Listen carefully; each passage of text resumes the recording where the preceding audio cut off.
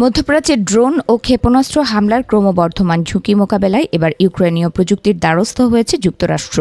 Saudi আরবের অত্যন্ত গুরুত্বপূর্ণ প্রিন্স সুলতান বিমান ঘাঁটির সুরক্ষায় ইউক্রেনের উদ্ভাবিত স্কাই ম্যাপ নামক একটি কমান্ড অ্যান্ড কন্ট্রোল প্ল্যাটফর্ম চালু করা হয়েছে। সংশ্লিষ্ট বিষয়ে অবগত একাধিক নির্ভরযোগ্য সূত্র এই চাঞ্চল্যকর তথ্য নিশ্চিত করেছে।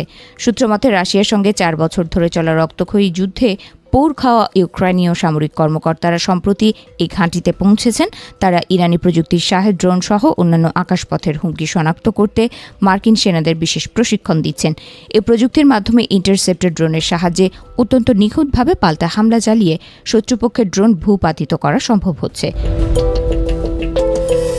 মজার বিষয় হলো, মাত্র 1 মাস আগে মার্কিন প্রেসিডেন্ট ডোনাল্ড ট্রাম্প এই প্রযুক্তির প্রয়োজনীয়তা নাকচ করে দিয়েছিলেন। গত 6 মার্চ ফক্স নিউজকে দেয়া এক সাক্ষাৎকারে ট্রাম্প সগর্বে জানিয়েছিলেন, ড্রোন প্রতিরক্ষায় ইউক্রেনের কোনো সাহায্যের প্রয়োজন যুক্তরাষ্ট্রের নেই। তবে মাঠ পর্যায়ের বাস্তবতা এবং পেন্টাগনের পদক্ষেপ ট্রাম্পের সেই রাজনৈতিক অবস্থানকে ছাপিয়ে গেছে। স্কাই ম্যাপ মূলত একটি ডিজিটাল ড্যাশবোর্ড, যা বিভিন্ন রাডার ও সেন্সর থেকে পাওয়া তথ্য দ্রুত বিশ্লেষণ করতে পারে। 2022 সালে ইউক্রেনের প্রকৌশলীরা এটি তৈরি করেন। এই সিস্টেমটি ইউক্রেন জুড়ে বিস্তৃত প্রায় 10,000 অ্যাকোস্টিক সেন্সরের সঙ্গে যুক্ত থেকে আকাশপথের যে কোনো গতিবিধি নিমেষেই চিহ্নিত করতে সক্ষম, যা এখন সৌদি আরবে মার্কিন সেনাদের ঢাল হিসেবে কাজ করছে। ইরান থেকে মাত্র 640 কিলোমিটার দূরে অবস্থিত প্রিন্স সুলতান বিমান ঘাঁটিটি কৌশলগতভাবে অত্যন্ত সংবেদনশীল। যুদ্ধের শুরু থেকেই এটি নিয়মিত ড্রোন ও ক্ষেপণাস্ত্র হামলার লক্ষ্যবস্তু হয়ে আসছে।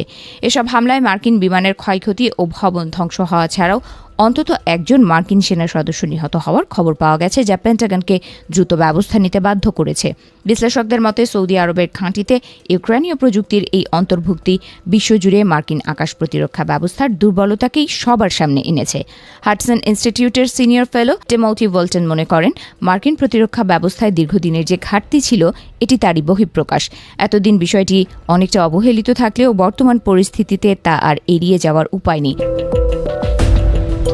উদ্ভূত পরিস্থিতি মোকাবেলায় পেন্টাগনের ড্রোন প্রতিরোধী ইউনিট অপারেশন এপিক ফিউরির আওতায় 35 কোটি মার্কিন ডলার ব্যয়ের পরিকল্পনা হাতে নিয়েছে। এই বিপুল অর্থ মূলত ড্রোন প্রতিরক্ষা ব্যবস্থা শক্তিশালী করতে ব্যয় করা হবে।